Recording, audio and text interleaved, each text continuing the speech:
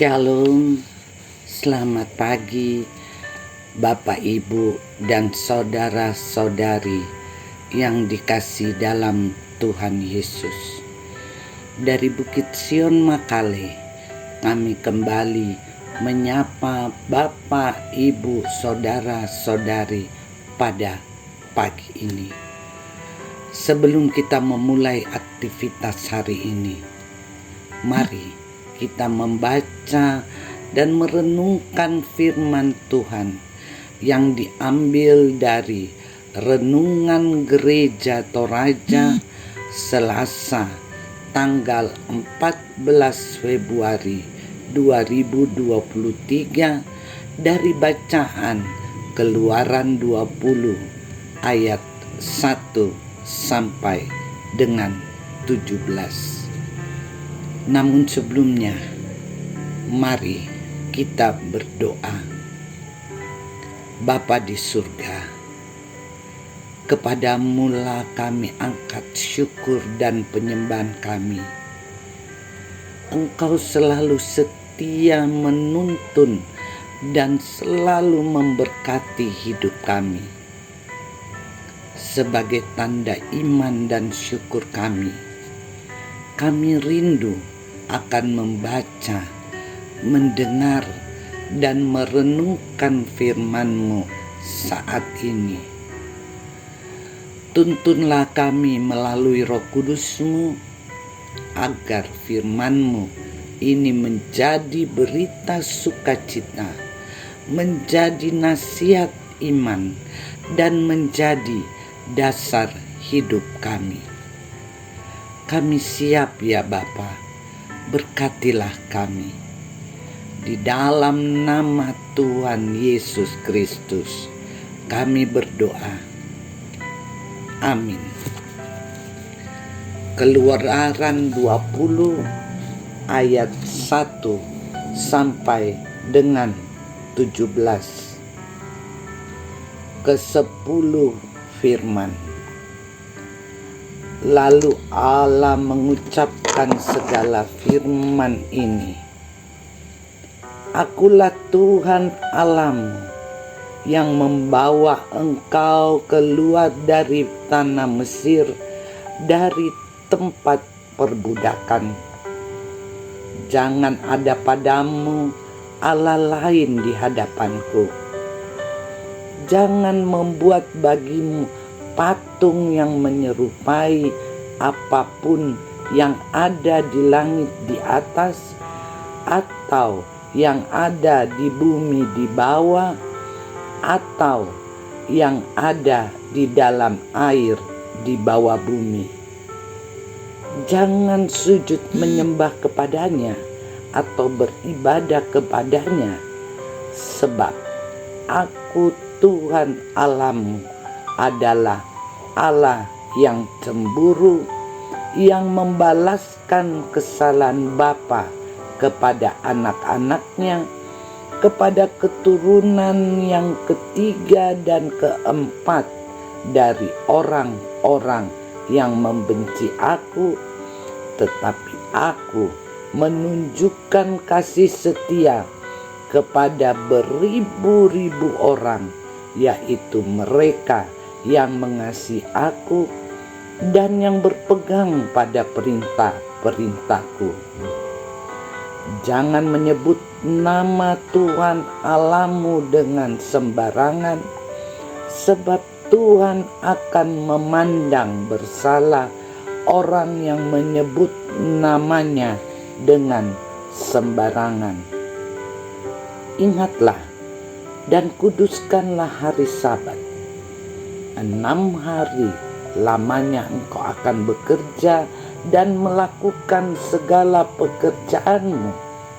Tetapi hari ke-7 adalah hari Sabat Tuhan Allahmu. Maka jangan melakukan sesuatu pekerjaan, engkau atau anakmu laki-laki, atau anakmu perempuan, atau hambamu laki-laki, atau hambamu perempuan, atau hewanmu, atau orang asing yang di tempat kediamanmu. Sebab 6 hari lamanya Tuhan menjadikan langit dan bumi, laut dan segala isinya, dan ia berhenti pada hari ke-7. Itulah sebabnya Tuhan memberkati hari Sabat dan menguduskannya. Hormatilah ayahmu dan ibumu, supaya lanjut umurmu di tanah yang diberikan Tuhan Allahmu kepadamu. Jangan membunuh, jangan berzina, jangan mencuri, jangan mengucapkan saksi dusta tentang sesamamu, jangan mengingini rumah sesamamu, jangan mengingini istrinya atau hambanya laki-laki atau hambanya perempuan atau lembunya atau keledainya atau apapun yang dipunyai sesamamu. Amin. Tema kita untuk pembacaan pagi ini, cerminan hidup. Benda apa yang sangat-sangat jujur memperlihatkan penampilan lahiriah kita? Hanya ada satu-satunya benda yang sangat jujur yang memperlihatkan penampilan lahiriah kita adalah cermin. Karena itu, hampir pasti benda itu setiap saat selalu dilihat untuk kita mengecek penampilan kita.